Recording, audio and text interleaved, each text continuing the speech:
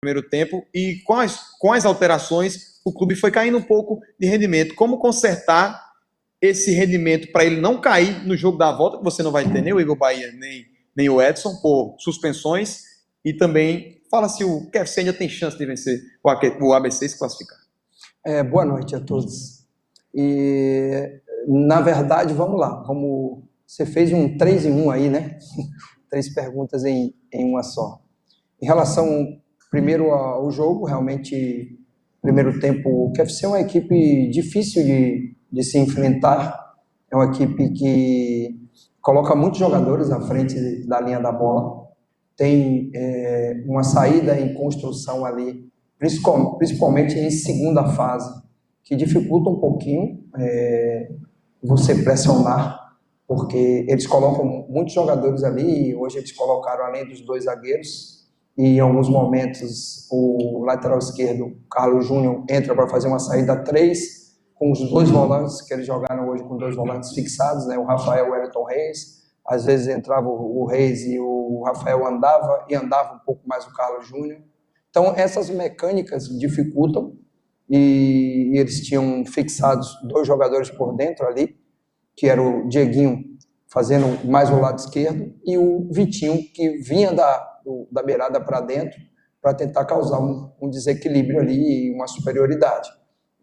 Nós até tentamos ajustar melhor no intervalo e saímos do tripé para uma dupla de volantes com o Anderson, Edson, depois o Anderson e Geilson. Só que eu acho que o diferencial do primeiro jogo, sendo bem objetivo para esse, foi a nossa efetividade, a nossa eficiência na criação das oportunidades. A gente finalizou 14 vezes, dessas 14, 5 foram no alvo, e das 5 nós fizemos 3 gols. Então eu acho que o que fez toda a diferença foi a gente ter tido a eficiência que nós não tivemos no jogo anterior, porque a gente também criou bastante oportunidades.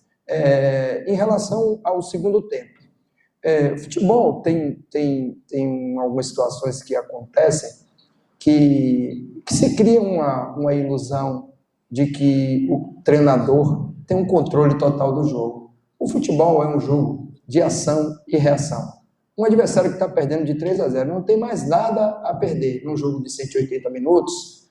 O que é que ele vai fazer automaticamente? Ele vai se lançar. E nesse se lançar, você tem que baixar, porque o adversário tem muito jogador enfiado na sua última linha.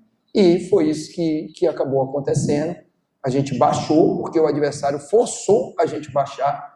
Aí tudo bem, aí entra o desgaste físico, entra a questão de você estar ganhando de 3-0, e ali naquele momento a estratégia passa a ser você manter a vantagem que você construiu e tentar em algumas escapadas, e a gente teve até a chance de fazer o 4º gol. Teve uma situação principalmente com o Dudu ali na reta final, uma outra com o Alisson, que ele acabou perdendo o domínio ali, que ele podia ter dominado melhor. Então a gente poderia até ter feito um 4º gol dentro dessa estratégia, mas não é uma coisa que foi pedido pelo treinador, não é uma situação de jogo. E eu sempre falo para os jogadores que tem um momento no jogo que você tem que saber sofrer e reagir de forma reativa, saber reagir ao sofrimento, que é o quê? É estar preparado para as transições ofensivas, e foi isso que acabou acontecendo ali no final do jogo. A perspectiva que a gente trabalha é sempre de tentar manter equilíbrio, né? De tentar se manter o máximo possível no campo do adversário, não chamar muito o adversário, mas é como eu falei anteriormente, nem tudo é controle do treinador, são situações que acontecem no jogo e a gente tem que saber reagir a elas. Boa noite, professor. Parabéns pelo resultado. Queria... Tá ok. Queria parabenizar pelo resultado, mas, sobretudo, fazer 2 em 1 também, né? Qual o impacto das ausências do Igor Bahia e do Edson para o jogo da volta, né? Igor Bahia tem 10 participações em gols, Edson é soberano, né? Absoluto ali na região do meio campo. Até respondendo dentro dessa pergunta, né, dizer se foi alguma coisa grave com ele acabou saindo sentindo. E a outra pergunta seria com relação às contratações, né? Lá depois do jogo contra o Madureira, eu perguntei ao senhor, e você falou que você iria ao mercado, falei que nessa semana ia ter novidade. Pois é, iria ter novidades. Chegaram 4 atletas, 2 já estrearam hoje, outros 2 estão aguardando para o próximo jogo. Queria que você falasse também, fizesse uma avaliação dessa atuação do ABC no mercado agora para a reta final do campeonato. Obrigado. Então, Rodrigo, a gente não pode negar que existe um impacto. Você até, na sua pergunta, deu ênfase à produtividade do Igor Bahia. O Igor Bahia é um jogador que não só trabalha muito na fase ofensiva, trabalha muito nas bolas paradas e tem sido um jogador que tem colaborado muito nessa questão da nossa estatística, né, dos nossos números. Faz gol, dá assistência, é um brigador, é um cara que tem uma liderança boa também no vestiário. E o Edson é nosso capitão, é a nossa referência. Mas eu sempre trabalho assim, na perspectiva de que nós temos um elenco e todos os jogadores são treinados para quando a gente precisar desse elenco, a gente poder utilizá-los. E eu tenho confiança naqueles que deverão substituir. Em relação às contratações, nós entendemos que a gente precisava trazer alguns jogadores ali do meio para frente, tá? Por isso contratamos o Luiz Fernando, contratamos o João Pedro, que é um jogador que faz duas funções. Hoje ele entrou pelo lado direito, entrou muito bem no jogo, por sinal, mas também joga como 10, jogou bastante no Santa Cruz como 10. Torcemos o Brunão também, que é um 9 de referência, com uma característica um pouco parecida até com o Igor Bahia, boa estatura, que fez um campeonato carioca interessante pelo Boa Vista. Acompanhei no Primavera, foi muito bem também o ano passado nos seus números. E o Joseph, né, que ainda não chegou, deve estar chegando amanhã, ou mais tardar na terça-feira, que é um jogador que chamou muita atenção jogando no Sub-20 do Cruzeiro, foi emprestado para o América Mineiro, e é um segundo volante que também faz lado de campo, faz 2, 3 funções ali, um jogador com nível técnico muito bom, um jogador tático, que pode ser utilizado, como eu falei anteriormente, em várias funções, e que a gente fala que é um jogador jovem, está buscando minutagem, está buscando espaço, né? Por ele ser de um clube de Série A, um clube grande como o Cruzeiro, eu até uso às vezes uma frase que é jogador com geladeira vazia, né? Talvez não seja o caso dele, que é um jogador que vem de um clube de Série A, mas é um jogador que está precisando de minutagem. Eu tenho certeza que também vai nos ajudar. Boa noite, parabéns pela vitória. Eu queria saber da importância de uma vitória de hoje contra o QFC. Já a KBC vinha de eliminação na Copa do Brasil, contra o próprio QFC não tinha vencido na temporada. Saber da importância de uma vitória como essa por 3-1 contra o QFC, para tentar esquecer um pouquinho o que foi essa eliminação contra a equipe do Madureira pela Copa do Brasil. Obrigado. A vitória ela foi muito importante por vários aspectos, né? Primeiro que é um confronto de 180 minutos, e é um confronto que está totalmente aberto, que a gente tem todo o respeito e a gente reconhece a qualidade do nosso adversário. Então, o confronto não está definido, são 180, nós jogamos 90, fizemos o primeiro tempo, diríamos assim, que foi um primeiro tempo bom a nossa postura, criamos uma vantagem, mas teremos mais 90 minutos e a gente vai se preparar durante a semana para encarar com o mesmo respeito, com a mesma humildade, mas utilizando da nossa melhor versão, que é um time competitivo e um time muito forte quando sai para a transição ofensiva, quando consegue recuperar a bola.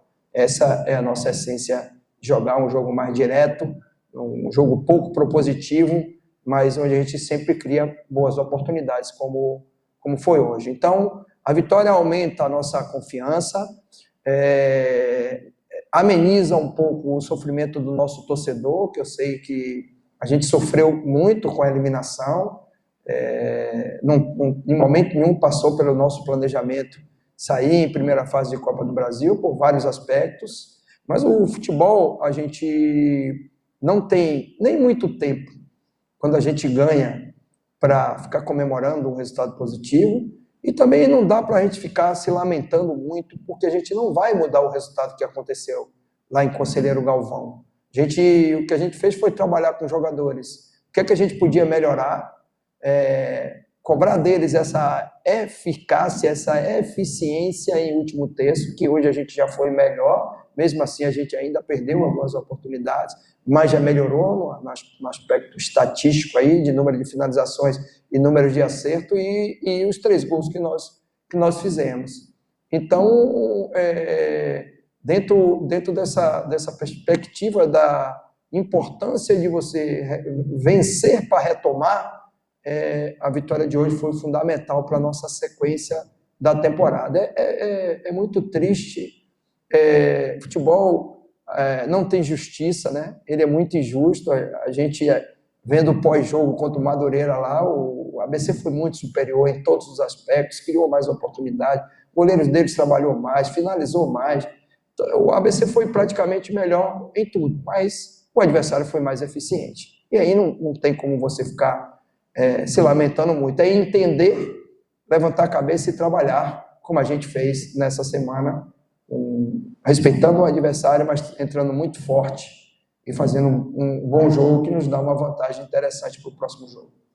Boa noite, Música, parabéns pela vitória. Claro, o cara do jogo foi o Igor Bahia, 2 assistências e 1 gol, mas um jogador também crescendo com a camisa do ABC é o Anderson, camisa 22, tem apenas 21 anos e vem se tornando peça fundamental do meio-campo do ABC.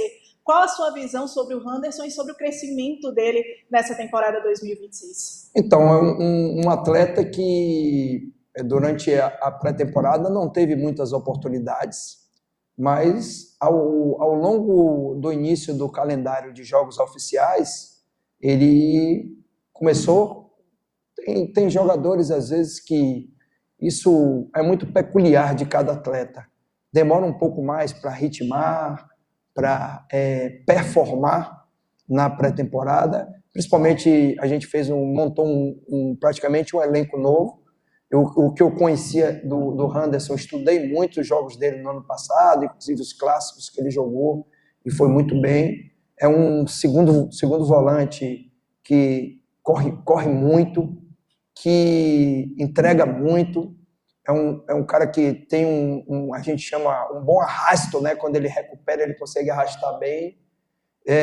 A gente tem tentado melhorar o jogo sem bola dele, ser um jogador mais tático, olhar menos a bola e olhar mais o espaço.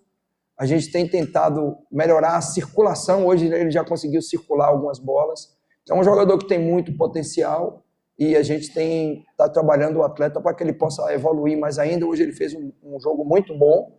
Lá contra o Madureira ele também fez um jogo bom. É um jogador que eu acho que dentro da nossa ideia de jogo se encaixa melhor como segundo do que o Geilson, que é mais um primeiro. Mas a gente achou uma forma de jogar ali, em alguns jogos que a gente precisava um pouco mais de força por dentro, liberar um pouco mais corredor lateral, e com o Anderson a gente consegue equilibrar melhor as fases do jogo, defender e atacar com um jogador com essa característica e com um condicionamento físico muito bem, conseguindo suportar, fazendo praticamente área a área os 90 minutos, como foi no jogo de hoje. Marcelo, boa noite. Olhando um pouco para o outro lado, né, os outros semifinalistas, claro que você mencionou agora há pouco que são 180 minutos. Coincidência, né, dos placares, ontem 3-1, hoje 3-1. Você falou agora há pouco de uma reformulação que é um elenco novo. Você hoje optou por repetir a escalação lá do Madureira. Claro que depende dos jogos de volta, mas o cenário que a gente está se encaminhando é ter um clássico em 2 jogos aqui na Arena das Dunas. Como é que você está vendo o outro lado também, seus possíveis adversários, o Potiguar e o América? Bom, eu assisti o jogo no sábado, né? O que você falou tem muito sentido, né? Quando você consegue colocar uma vantagem de 3-1, né? O América virou o jogo praticamente no segundo tempo, é uma vantagem interessante, né? E se a gente for partir do princípio, inclusive, que dos 4 semifinalistas, o Potiguar, que tem a menor pontuação, e acabou não tendo a possibilidade de jogar no seu mando de campo, né? Que isso, para mim, tem um peso muito grande na questão da isonomia da competição. Foi 0-0 lá. Exatamente. Foi o único empate que o América tinha no campeonato, foi lá, na Serra do Mel. Eu fui lá jogar, não é fácil. Tem um contexto de jogo lá que daria ao Potiguar uma possibilidade maior de ter um resultado no primeiro jogo. Mas está muito, assim, hoje está muito tendencioso para o América classificar pelo que aconteceu no primeiro jogo. Mas também, futebol, a gente nunca pode cravar nada, é um confronto também que está em aberto, principalmente que o América tem um jogo agora no meio de semana, que muito importante, fora de casa, né, contra o Volta Redonda, pela Copa do Brasil, jogo eliminatório, com uma equipe de Série C, que é muito difícil, eu já joguei algumas vezes lá, inclusive no Campeonato Carioca contra o Volta Redonda. Então, eu acho que os dois jogos estão em aberto, com uma possibilidade maior, os dois que venceram, porque de qualquer forma já tem uma vantagem, já começa o segundo tempo do jogo com a vantagem, e isso tem que ser levado em consideração. Chamusca, boa noite. Acredito que você acompanhou, né, o que aconteceu no jogo da volta do eliminatório, KFC e Santa Cruz. Queria saber se o número de expulsões, KFC só perdeu o Pedro Jorge para esse jogo de hoje. Queria saber se isso de alguma forma te incomodou. E o primeiro tempo também teve muita dividida ríspida, né, muita discussão ali. Queria saber se isso preocupa o Marcelo Chamusca para o jogo da volta também. Bom, em relação às expulsões, eu acho, muito particularmente, qualquer coisa que eu fale aqui em relação ao comportamento do árbitro, vai parecer que eu estou delegando em causa própria, porque é o meu adversário. Mas eu acho, pela questão da organização da própria federação e o próprio árbitro, foi uma mensagem, um vídeo que circulou no Brasil todo, quiçá no exterior, de imagens que só faz manchar o campeonato. E eu acho que quando se tem esse tipo de comportamento, é preciso ser severo, independente do time, é preciso ser severo nas punições, porque senão os caras vão continuar brigando ao final dos jogos e passando uma imagem para quem não está aqui no estado, principalmente quem está fora, de que o campeonato é um campeonato que, em vez de ter coisas positivas, o que aparece é uma briga em final de jogo. Então, eu acho que isso não pode acontecer, e para que isso não aconteça, é preciso ter as punições. A partir do momento que dois times brigam e o juiz só expulsa um jogador, realmente você não está punindo ninguém. Você está, inclusive, incentivando para os caras brigar de novo. Essa é a minha opinião. Agora, eu não tenho uma mínima preocupação, nem fiquei, depois do jogo, vou olhar a súmula, nada disso. A gente estava se preparando para enfrentar o time titular do QFC, com todas as dificuldades e as qualidades que eles têm, a organização, o time organizado, é uma SAF, os caras estão trabalhando certinho, investindo em formação, mas precisa olhar com mais cuidado esse comportamental de final de jogo. Eu não estava lá, eu até assisti o primeiro jogo, lá em Senador Eloy, né? Eu fui lá, assisti ao vivo lá os jogos, 90 minutos, e acabou o jogo muito tranquilo, inclusive os jogadores depois se cumprimentando, as comissões técnicas também. Então, mas nesse segundo jogo, eu não estava lá no estádio, mas o que eu vi na televisão foi vergonhoso, e eu acho que merecia uma punição um pouco mais rigorosa para que isso não acabe virando uma prática das equipes aqui, porque acaba sujando e manchando o campeonato, que é um campeonato que está sendo disputado dentro do campo de jogo, e a gente precisa valorizar mais essas situações de campo de jogo, não final de jogo com confusão. Obrigado. Valeu, senhores, muito obrigado, uma boa noite a todos, uma ótima semana.